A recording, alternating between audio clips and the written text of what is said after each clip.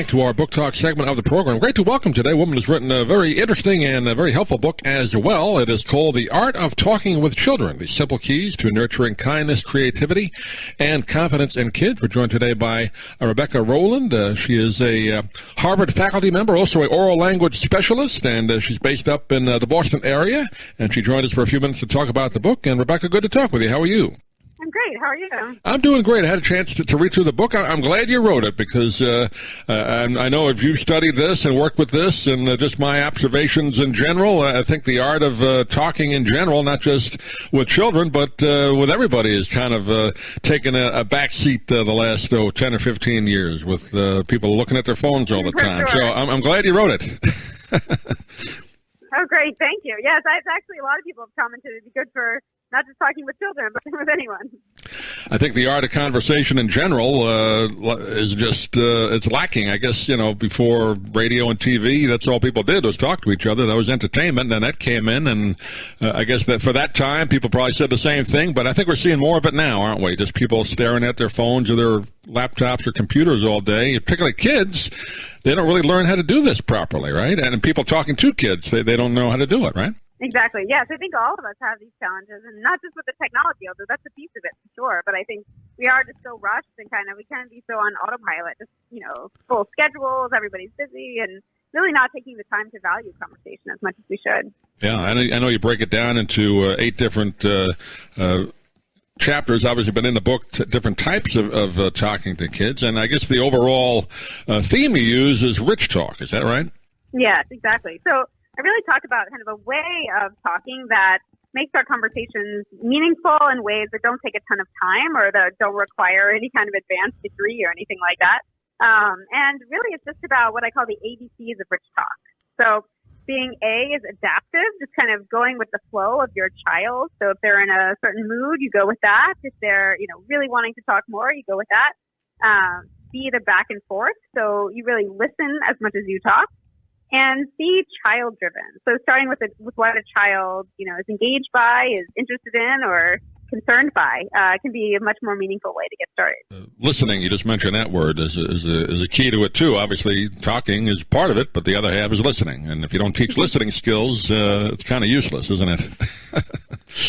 Exactly. I think a lot of times we talk past each other, or, especially with kids, we tend to come in with an agenda. We want to make a point, but we miss what kids are actually saying sometimes. Curiosity was one of the chapters in the book I found interesting, sparking your child's curiosity or lifelong curiosity, which in effect is their ability to learn and be interested in things. So, and you give, throughout all these chapters, you give ways to kind of open conversations or ask questions that are a little more open-ended, right?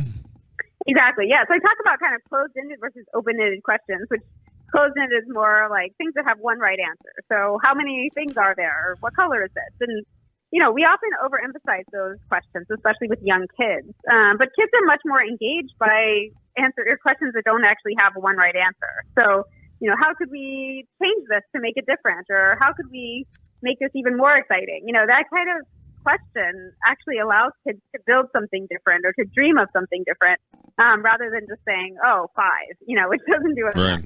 And getting their kids' imaginations working. I mean, again, not to harp on it, but I mean, when you're staring at a phone or a screen or a TV, your imagination isn't working as hard as if maybe you're making up games or just learning things on your own, right? Just observing as a child, I'm talking about.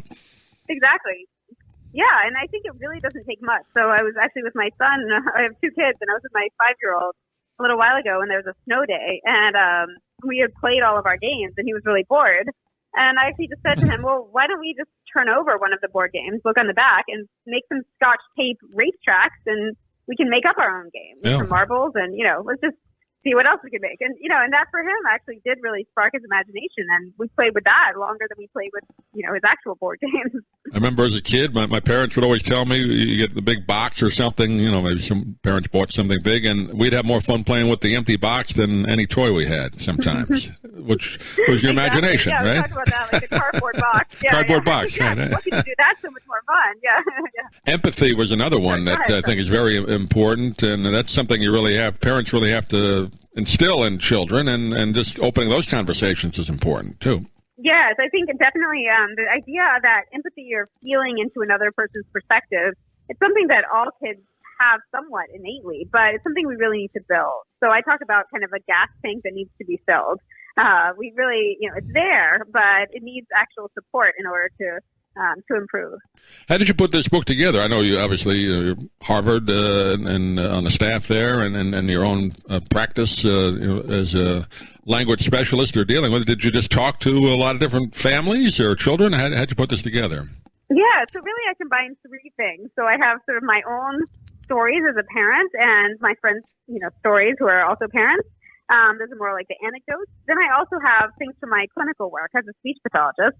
And I also spoke with tons and tons of experts in different fields. So neuroscientists, psychologists, therapists, to really get across sort of what is the latest research in the science of conversation. My hope was that it was partly stories and engaging, but it also brings the latest science as well in terms of what are the best strategies to have meaningful conversations.